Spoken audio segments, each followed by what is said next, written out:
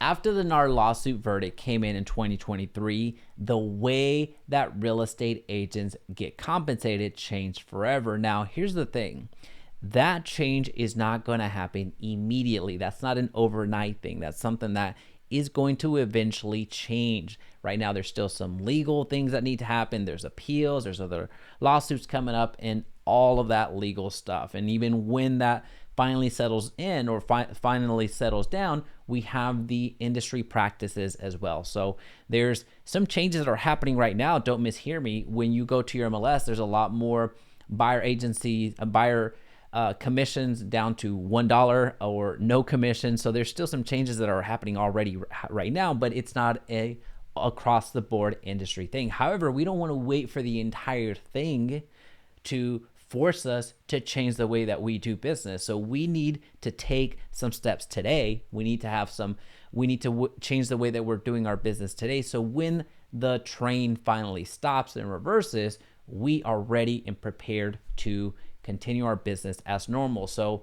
the last thing we want to do is to ignore this thing and not change a single thing. Because again, the way that commissions are paid out or the compensation structure for real estate agents has changed. There's really nothing that we can do about that. However, we can control the way that we do our business. So that's what we want to talk about today. So before we get into it, I want to invite you to subscribe to the YouTube channel and share this video with a real estate agent that needs to hear this. So our goal here with the Agent Daily News is that we provide real estate agents with the most current, accurate, and actionable industry news for real estate agents. So let's dive into it. What does a blueprint look like after the NAR lawsuit verdict has come in? What's a good action plan for real estate agents as we get into this new year? So number one, focus on your business. Now more than ever, we need to have blinders. I understand that everybody has a different relationship with being a realtor. Some of you are part-time, some of you are full-time, some of you are hobbyists, wherever you happen to be. Here's where we have to buckle down and really focus on our real estate business. There's no way around that. Whatever you were used to doing, we have to do it that much better. Now more than ever, we have to really establish our value proposition. So that's number two for me when it comes to this action list. So number one, focus on your business, focus on what you can control.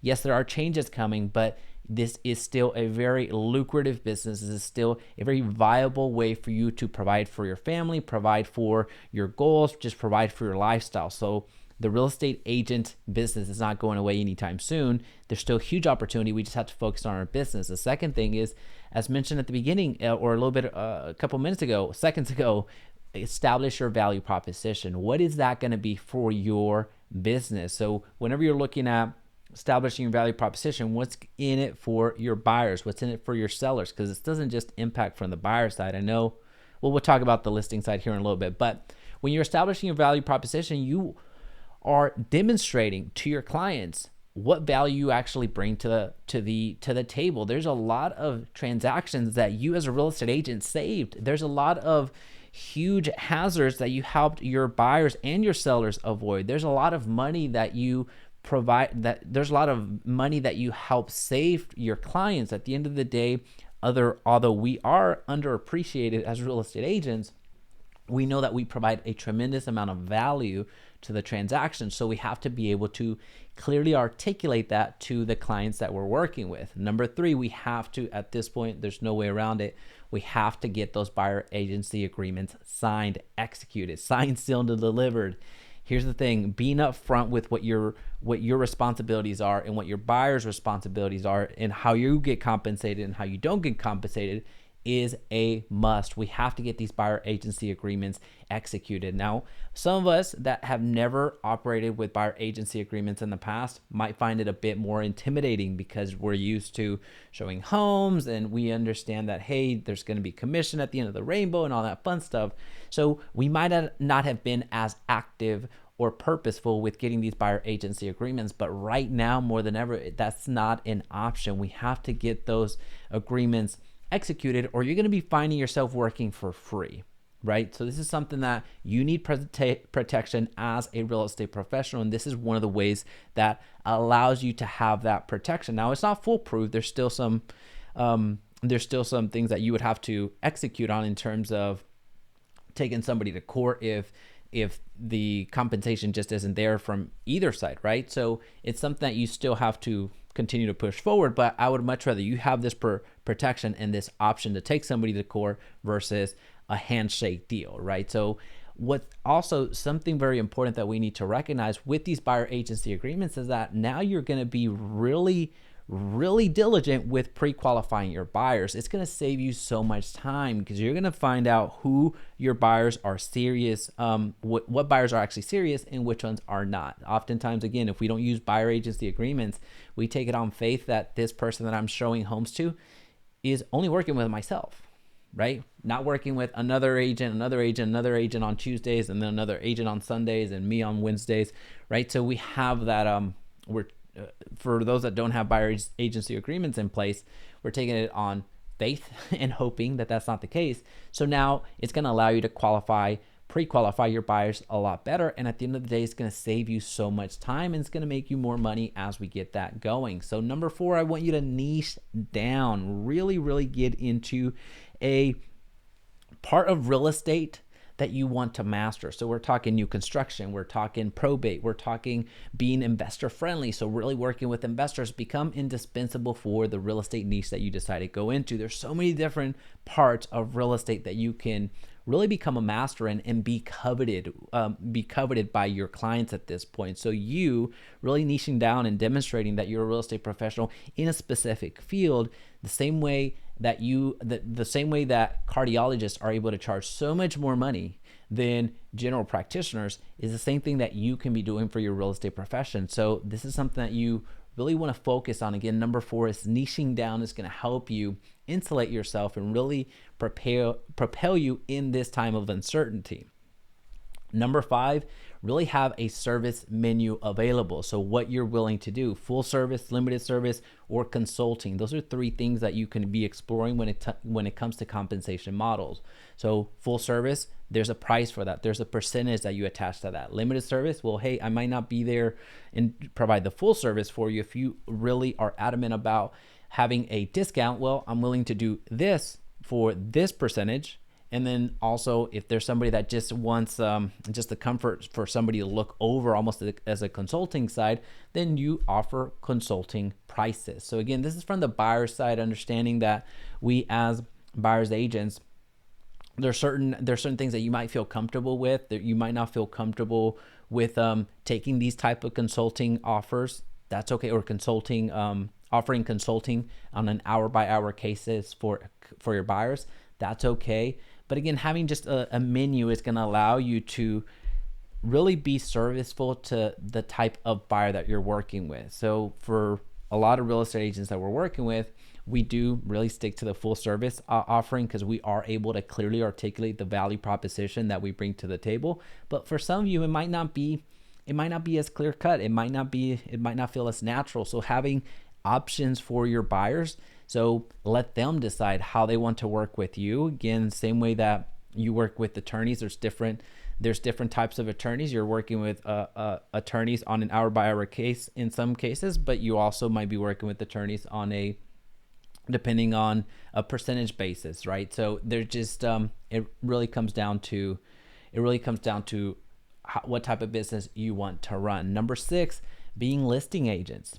Being a listing agent is going to help you really it's going to help you overall when it comes to leveraging your time and a lot of other things. And so everybody wants to be a listing agent until it's time to actually build the skill sets required to be a listing agent. But now, again, more than ever, you do want to focus on the listing side. However, take note that it doesn't evaporate the buyer side. It doesn't evaporate the buyer question. I know that a lot of folks, as this verdict continues to, the verdict came in, and also a lot of the, hey, what does this mean for real estate agents in the future?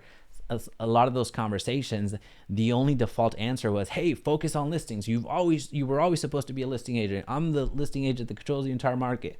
Well, we fail to recognize that while we list a home, we're helping them buy another home in many cases, right? And here's a dirty little secret. In many cases, those same listing agents are taking a discount on the listing and are hoping that there's a full commission, standard commission on the buying side. So that's that dirty little secret for those individuals that you see in the Facebook groups really touting, oh, that's why I've been a listing agent forever.